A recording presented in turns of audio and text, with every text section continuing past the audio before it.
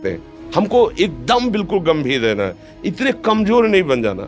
अब वो गए तो क्या होगा, अब वो वस्तु गई तो क्या, पद गया तो क्या होगा। प्रयास किया था, ये पद मिला था, इससे बड़ा पद प्राप्त करूंगा, मैं इससे बड़ा महान बनूंगा। ठीक है, एक बार गिर गया, गलती हो गई, दंड भोगूंगा, फिर इससे ज्यादा संयम में रहूंगा। बिल्कुल मतलब एकदम फ्रेश दिमाग रखना चाहिए। पर अपने लोग क्या है, जरा सी बात में एकदम पछड़ा कर लेते हैं, एकदम कमजोर हो जाते हैं। ये बिल्कुल ठीक नहीं है। हम जीवन भर की यात्रा की बात कह रहे हैं, भारी से भारी कष्ट में भी मुस्कुराना, तो हमें बल मिला है, हमें भगवान की कृपा का दर्शन हुआ है, हमें उनका दुलार दिखाई दिया है। अगर ऐसे तो भाग जाते, फिर परमार्थ में थोड़ी चलना होता है। आज जो आप सुन करके लाभ लेने की चेष्टा कर रहे हो ना, ये केवल प्रवचन नहीं है, ये जीवन है। अगर ये जिए ना होते ना तो ये इसका प्रभाव नहीं पड़ता, फिर वाणी का प्रभाव नहीं पड़ता। हम इसीलिए कहते हैं, जैसे आप लोग एकदम परेशान हो जाते हैं जब बोलो, क्या हमसे ज्यादा परेशानी होगी? दोनों किडनी खराब, दवाई लाने के लिए पैसे नहीं, पानी रखा है हम उठ के पी नहीं सकते, भीषण शरीर में कष्ट, भीषण बुखार, क्योंकि किडनी फेल, जरा में बुखार, खाने को क्या, रोटी मांग के लाओ। अगर वहां सब्जी मिलती तो लाल मिर्च ऐसी पड़ के मिलती थी कि पा नहीं सकते थे। आप सोचो, पानी लाना है तो मुझे लाना है, पीना है तो मुझे पीना है।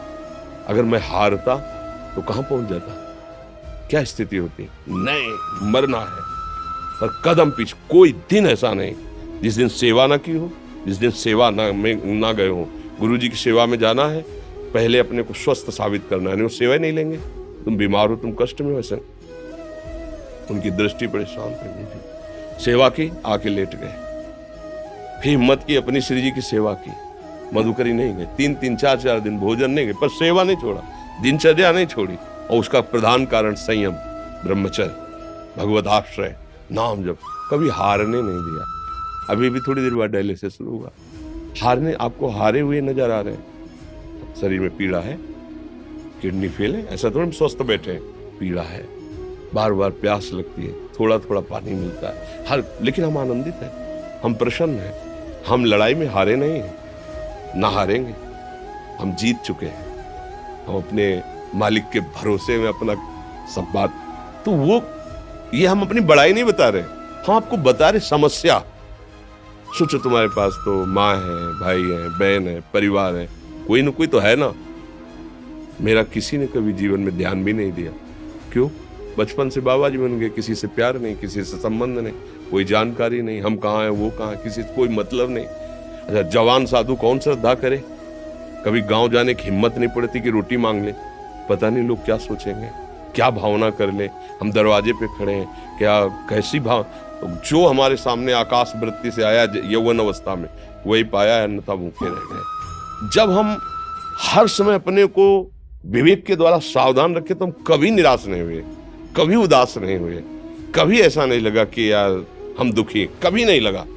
उसी का फल है कि उस सुख का संकेत मिल गया जहां दुख की निशानी भी नहीं है, वही उसी के बच्चे हो। हम सब उसी धातु से बने हुए हैं। हम इतना क्यों परेशान हो जाते हैं? हम ये देखते हैं अपने लोग, थोड़ी बात बिगड़ गई परेशान, नहीं बिगड़ी तो बिगड़ जाने की संभावना में परेशान है। आज सुख है, लेकिन कल सुख छिन जाएगा तो हम आज के सुख में सुखी ना होकर कल के दुख की आने की संभावना में हम भयभीत हो। मतलब क्या हमारी सोच रह गई? हमको इतना बलवान बनना है कि सुख और दुख दोनों हमको छू न सके। भारी से भारी सुख की व्यवस्था है तो अहंकार नहीं, हर्षित होकर किसी का अपमान न करे कि हम धनी, हम पदाधिकारी, अमुक। भारी से भारी दुख आया तो हमें किसी के सहयोग की जरूरत नहीं, हम फिर अपने कदम बढ़ाएंगे, हम फिर जुड़ी हुई अपनी भावनाओं को सजाएंगे। मस्त जीवन एकदम, तुम अविनाशी के बच्चे हो।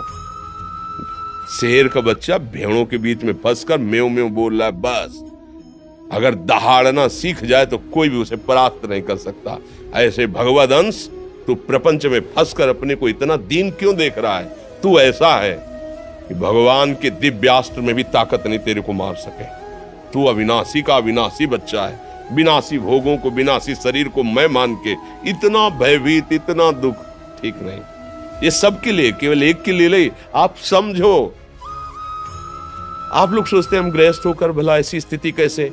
जनक जी सुखदेव जी के गुरु हैं और राजा हैं, महल है, रानियां हैं, नौकर है, चाकर, क्या सुखदेव जी जिनके शरीर में लंगोटी भी नहीं है, दिगंबर, परमहंस के गुरु है जनक जी जो राजा हैं। समझो आप ऐसा ना सोचे कि हम नौकरी कर रहे हैं, हम संसार में, हम गृहस्थ हैं, हम आध्यात्मिक की ऊंचाई पर नहीं चढ़ सकते। नहीं, आप एक सरकारी नौकरी या आप किसानी या व्यापार करते हुए आप एक अध्यात्म की ऊंचाई में चढ़ सकते हैं। और अध्यात्म ही है जो तुम्हें इस माया के दुख सुख से ऊपर उठा सकता है।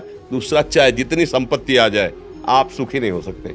सब देख लो, आंख खोल के देख लो, अध्यात्म ही है जो तुम्हें हर कष्ट सहकर मुस्कुराकर जीने का रास्ता बता देगा कि आप आनंदित हो जाओगे। कुछ नहीं बिगड़ा, अध्यात्म है तो कुछ नहीं बिगड़ा, अध्यात्म नहीं है तो कुछ नहीं बना, कुछ हाथ नहीं लगने वाला।